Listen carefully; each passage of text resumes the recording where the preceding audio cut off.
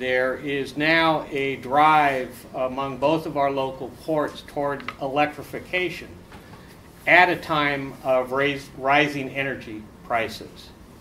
And the ports have the distinction, as our friends at the AQMD say, as being a target-rich environment. It's a network, it's an infrastructure, it's a remarkable place. The Luskin Center, we conducted this, really was the first ever publicly released study of kind of the big picture of energy consumption and management at both ports.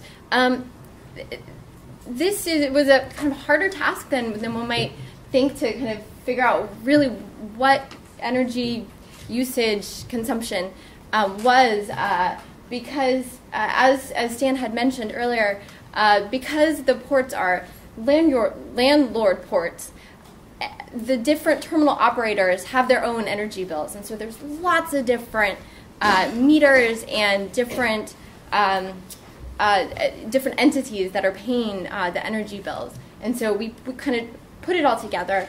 Energy costs are likely over $500 million for the ports now, and we're expecting those costs to at least double in the future through a double whammy of both increasing demand as technologies electrify, as well as upward pressure on electricity prices over the kind of the medium term. But we can address these challenges, and entrepreneurs have a huge role in this. All right. I'd like to give you a brief overview of the energy efficiency and energy demand at the Port of Los Angeles. If I can work this, there you go. Most of our users are cargo terminals. As you saw in Luskin report, about 50% of our load is cargo terminals. Cargo terminals so far have had this particular load centers.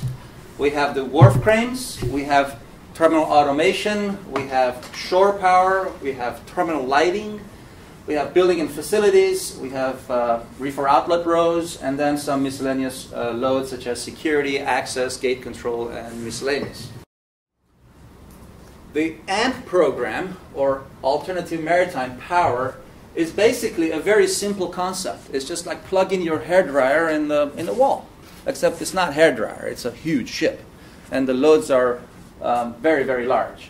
Now, you think AMP is an energy hog. When automation comes in, it's going to dwarf AMP.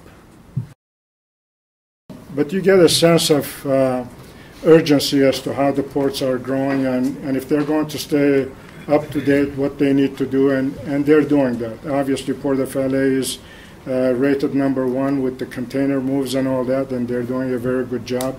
What I would like to do is deviate a little bit and try and concentrate on one idea, one thought, on how to put all this together for all of you who are here to try and benefit from it the minute you walk out of that door.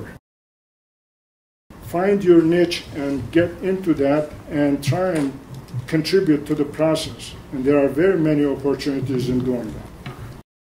Innovation is obviously part of the solution to these issues. And we do have a lot of entrepreneurs in the audience. How do they work with you?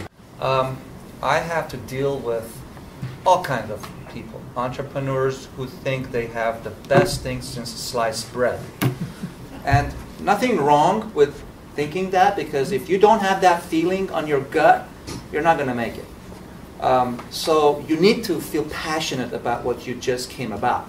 That is the best thing since sliced bread. But if you want to sell your sliced bread to me, and then I have to apply it to a particular large container terminal that I need 2,000 of your stuff, you have to understand that if that was your terminal, would you put that in there? If that was your money to put in there. You have to understand the operation, you have to understand the risk. So thank you all very much for coming. Please stay around. I hope that the speakers can stay for a few minutes and answer any direct questions. Thank you all again. See you on April 10th.